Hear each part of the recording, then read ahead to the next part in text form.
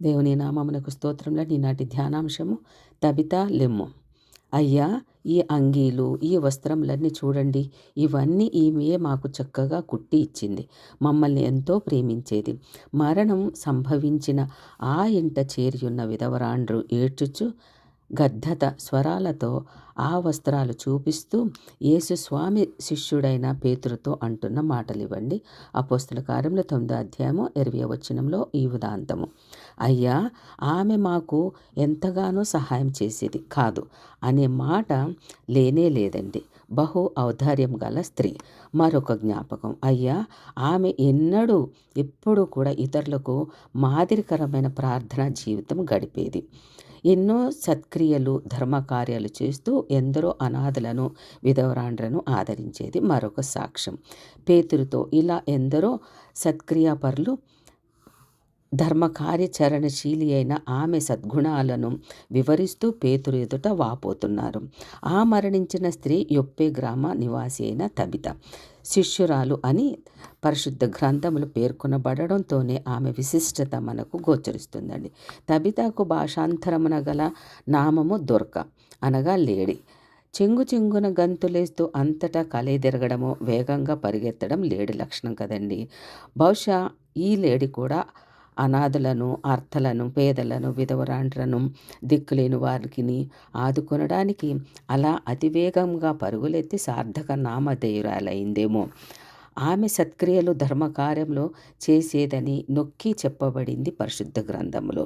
స్త్రీలు సత్క్రియల చేత తమ్మును తాము అలంకరించుకొనవలెను అని చెప్పబడినట్లు అదే ఆమెకు అలంకారమే సాక్ష్యం పొందగలిగిందండి.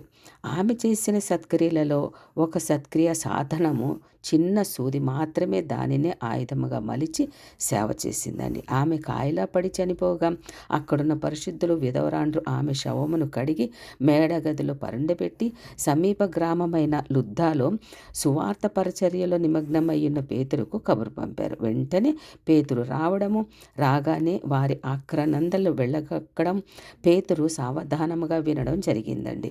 తరువాత పేతురు అందరినీ వెలుపలికి పంపి మోకాళ్ళూని ప్రభువునకు ప్రార్థన చేసి శవం వైపు తబితా లెమ్ము అని పిలవగానే ఆమె కన్నులు తెరిచి పేతురును చూచి వెంటనే లేచి కూర్చుండెను. ఎంత అద్భుతమైన ప్రార్థనా శక్తి కదండి పేతురు గారిది. అట్టి శక్తి ప్రభువు నుండియే పేతురు పొందుకున్నారండి.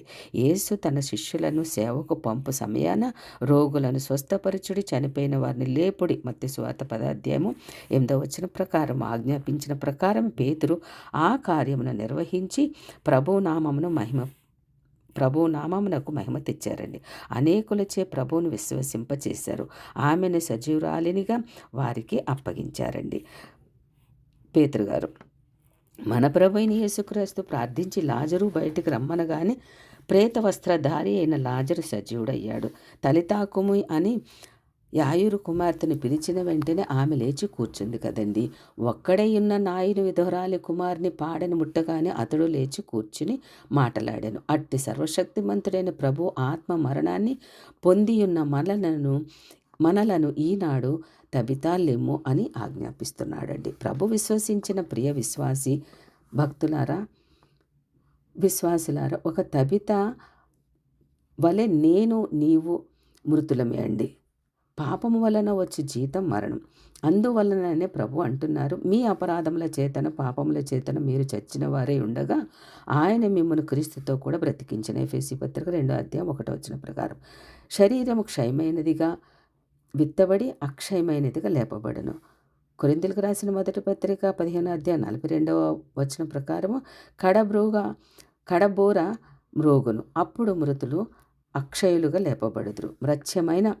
మర్త్యమైన ఈ శరీరము అమర్త్యతను, క్షయమైనది అక్షయతను ధరించుకొనునండి. క్షయమైందనగా నాశనమయ్యేది, అక్షయమైనగా జీవింపచేసేదండి. ధరించుకోగలుగుతామంటే అంటే జీవమును మనము ధరించుకుంటామండి. కొరింథీయులకు రాసిన మొదటి పత్రిక 15వ అధ్యాయం 52, 53 వచనంలోండి. మర్త్య శరీరానికి మరణం ఎందుకనగా మహిమ శరీరంతో లేపబడడానికి. అది కూడా రాకడలో అండి. రెండవ రాకడలో యేసుక్రీస్తు వచ్చినప్పుడు మనము అక్షయతను ధరించుకోవాలండి. మరి మహిమతో మనము ఉండగలిగినప్పుడు మహిమ శరీరంగా ఆయన లేపబడతారు. అలాగున మనలను లేపడానికి ప్రభు శిలువలో మరణించి మహిమ శరీరముతో పునరుద్ధానుడయ్యాడు. ఇప్పుడైతే నిద్రించిన వారిలో ప్రథమ ఫలముగా క్రీస్తు మృతులలో నుండి లేపబడి ఉన్నారు. కొరింథీయులకు రాసిన మొదటి పత్రిక 15 ప్రకారం కదండి. అందువలననే మీరును పాపము విషయమే మృతులుగాను, దేవుని విషయములు క్రీస్తు యేసునందు సజీవులుగాను మిమ్మల్ని మీరే ఎంచుకునుడి. రోమాపత్రిక 6:11 అనియు ఆదామునందు అందరూ ఎలాగు మృతి పొంది ఉన్నారో అలాగుననే క్రీస్తునందు అందరూ బ్రతికింపబడుదురని కొరింథీయులకు రాసిన మొదటి పత్రిక 15:22 మనకి దేవుని యొక్క వాగ్దానం ఇచ్చిన మన ప్రభు త్వరలో రానైనా ఉన్నారండి. ప్రథమ ఫలమైన క్రీస్తు వచ్చినప్పుడు ఆయన వారు బ్రతికింపబడరు. కొరింథీయులకు రాసిన మొదటి పత్రిక 15:23 ప్రకారము కనుక మరణించిన వారిని గూర్చి మనము దుఃఖించ పని లేదండి. వాక్యం హెచ్చరిస్తుంది. సహోదరులారా, నిరీక్ష లేని ఇతరుల వల్లే మీరు దుఃఖపడకుండు నిమిత్తము నిద్రించుచున్న వారిని గూర్చి మీరు తెలియకుండుట మాకిష్టం లేదు. యేసు మృతి పొంది తిరిగి లేచినని మనము నమ్మినడలా అదే ప్రకారం యేసునందు నిద్రించిన వారిని దేవుడు ఆయనతో కూడా వెంటబెట్టుకొని వచ్చునని తెస్సలోనికీయులకు రాసిన మొదటి పత్రిక 4:13-14 మనకి దేవుడు వివరించి చెప్పి ఉన్నారండి. స్పష్టముగా మనము దేవునిని నిద్రించిన వారమే కానీ మరణించిన వారం కాదు. క్షయమైన వారమే కాకుండా అక్షయమైన వారముగా దేవుని యందు ఉన్నవారము. మనము వారితో కూడా ఏకమే ప్రభువును ఎదుర్కొనుటకు ఆకాశ మండలములకు కొనిపోబడదుము.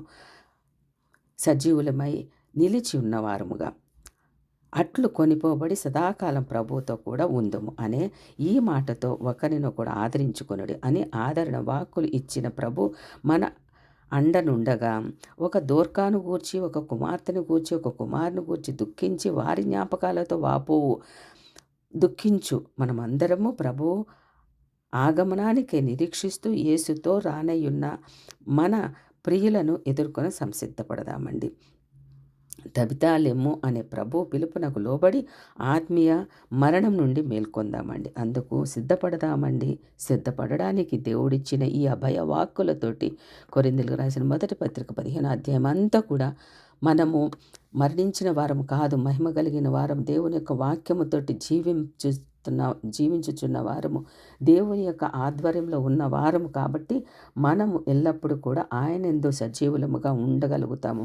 రాకడలు ఎత్తబడే వారముగా ఉండాలని దేవుడు మనల్ని ఎంతో బలపరిచి ఈ మాటల ద్వారా తబితాలెమ్ము అన్న మాటల ద్వారా మనము మరి మరణించిన వారముగా కాకుండా ఎల్లప్పుడూ కూడా జీవించిన వారముగా దేవుడు మనకిచ్చిన అభయ వాక్యకే వేలాది స్తోత్రం చెల్లించుకుందామండి. ఆమేన్.